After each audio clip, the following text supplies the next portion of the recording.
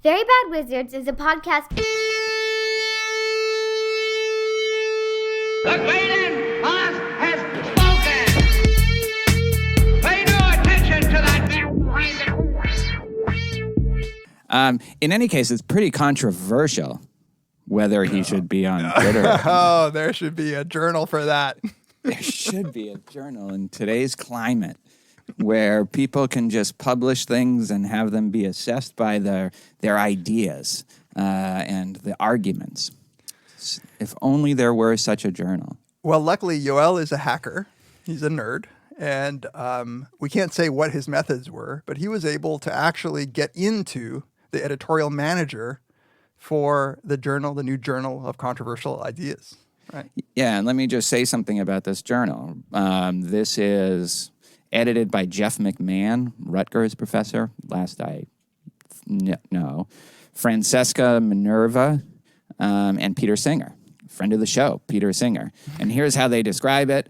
The Journal of Controversial Ideas offers a forum for careful, rigorous, unpolemical discussion of issues that are widely considered controversial in the sense that certain views about them might be regarded by many people as morally, socially, or ideologically objectionable or offensive.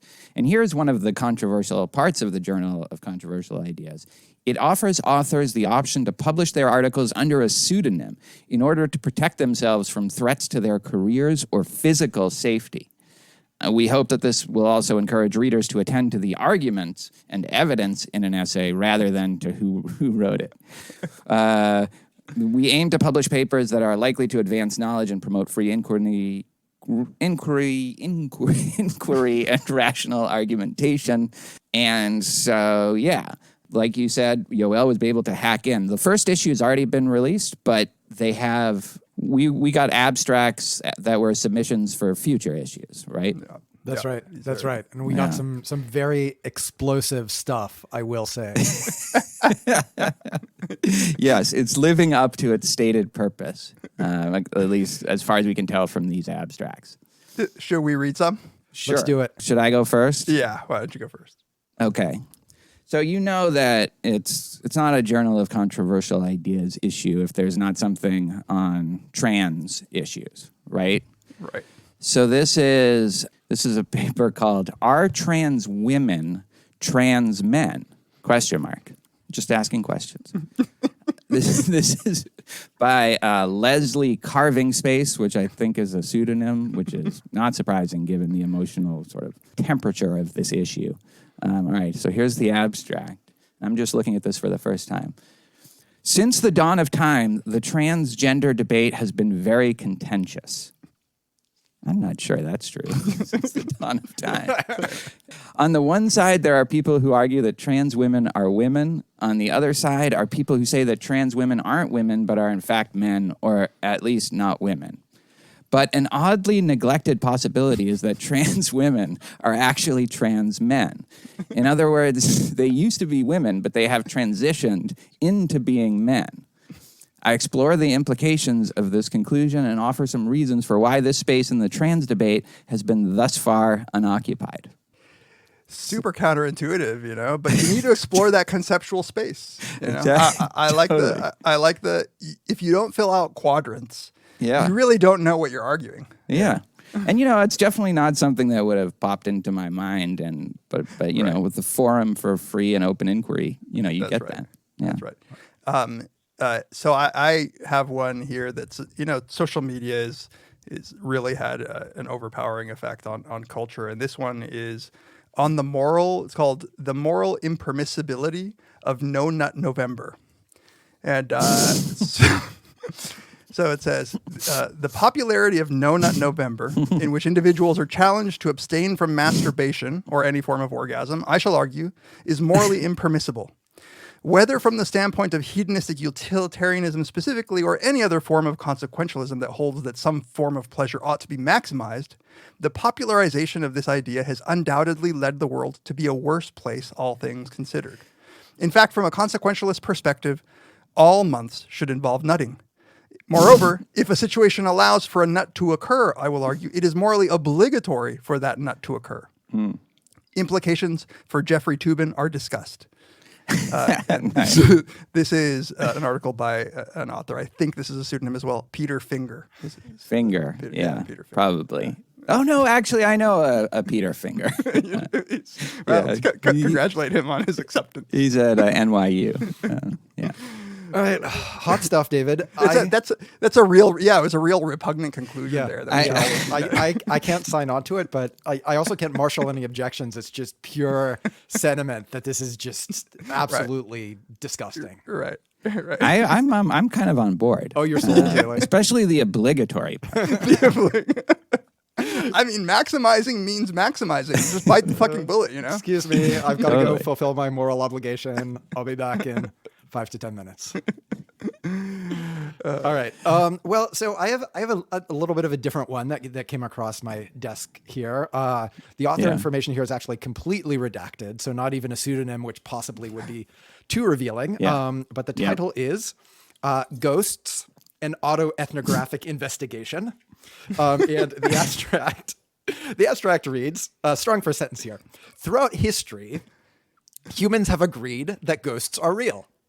However, lately it has become fashionable to argue that ghosts are not real because their existence would be incompatible with the laws of physics. In this autoethnographic account, I debunk the facile scientism of these ghost deniers. That strikes me as overly argumentative, and I think maybe this needs to go through another editing pass. Facile. I don't know. I'm total. I like this. So far, guy. you're sold. Preach.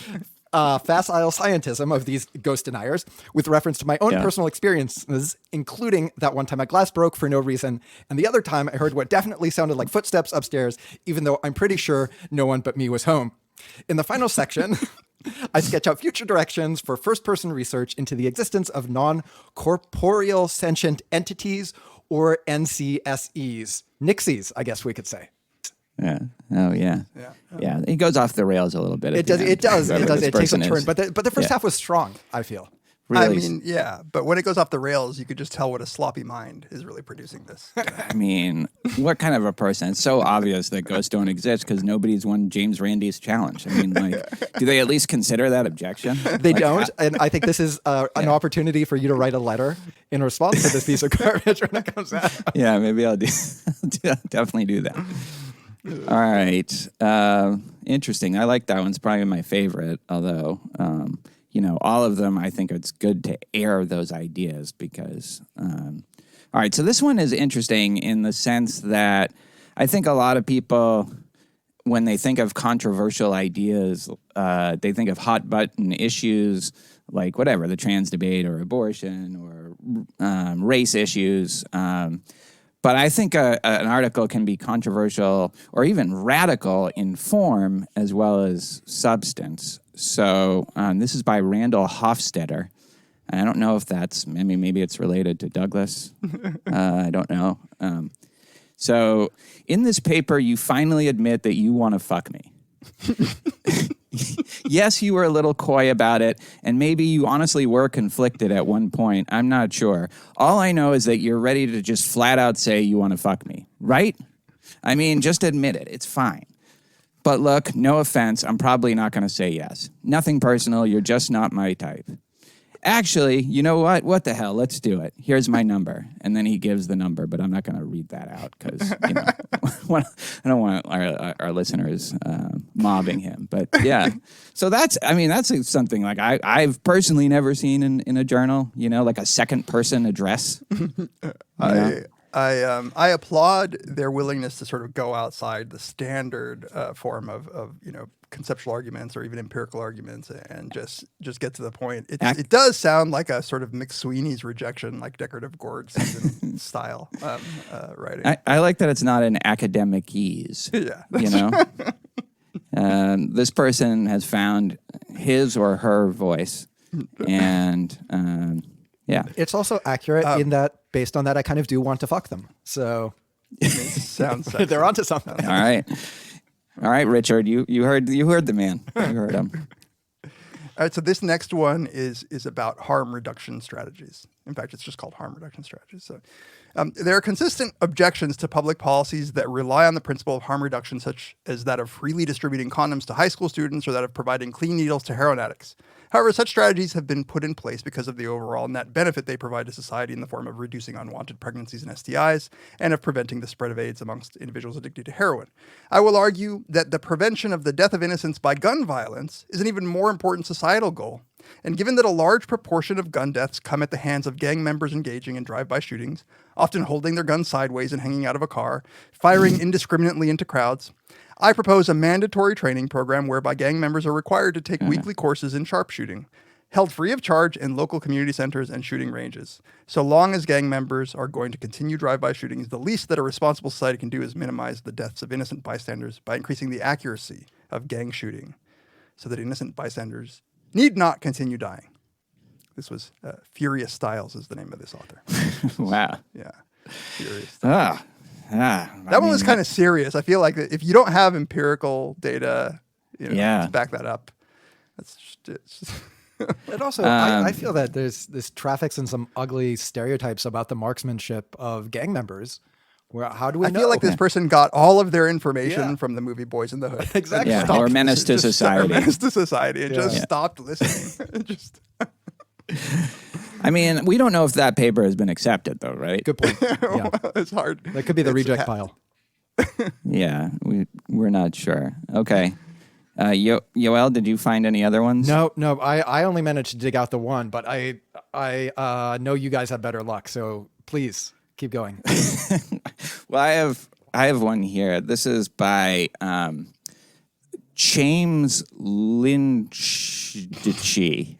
James Linditchy. Sounds That's a weird legit. name. Yeah, it sounds like a real name. Possibly a pseudonym. It sounds like a Sri Lankan.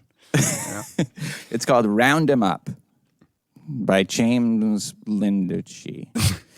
It's widely acknowledged that critical race theory is the greatest threat to civilization in human history. Yeah. There is less consensus on what to do about this.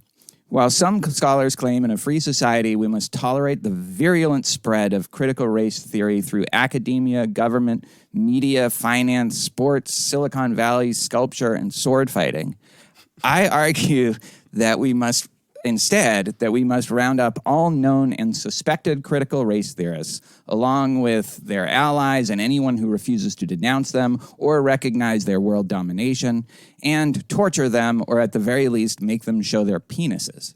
At the very least. I'm glad that's a sub-solution. I would definitely, if I'm among these people, I would show my penis rather than being tortured. I mean... I do that for free. Yeah. That's controversial, but, I know that there are people out there who think that critical race theory is a great threat. So, I can just tell that this smacks of whiteness.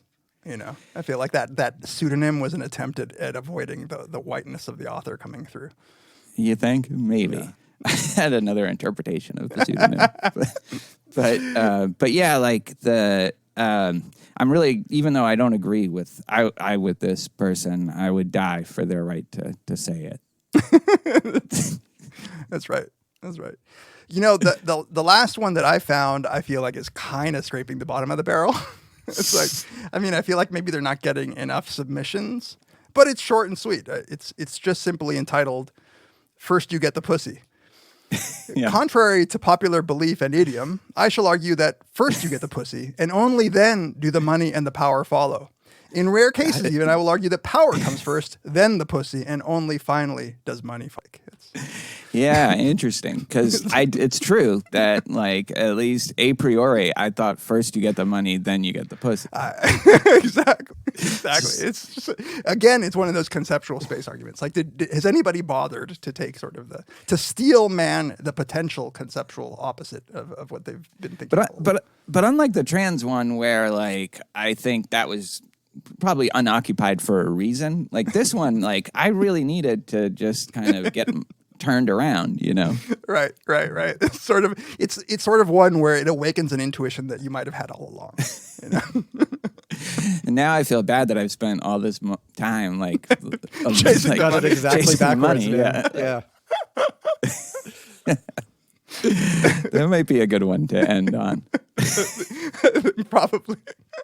I have one that I'm not, but in that vein, and it's called "Unslapping Bitches." "Unslapping Bitches" by Connor Ellsworth II. In this paper, I argue that it's morally permissible to slap bitches. Not like every day, but I mean sometimes a bitch needs some discipline. Know what I'm saying? That's it. That it feels like it's in the same voice as the "fuck me" one. That guy's just very prolific. All right. All right. Yoel, anything more to say about the Journal of Controversial Ideas? Nothing but that I think it's an incredible enterprise, and I wish them all the best. And I cannot wait to read the Ghost paper in its entirety. The rest of them, I feel like I got it from the abstract, so honestly, I don't really need to read the whole thing. but the Ghost paper, I'm going to be sitting down and going over that motherfucker carefully. So yeah, nice work, Peterson. All right. All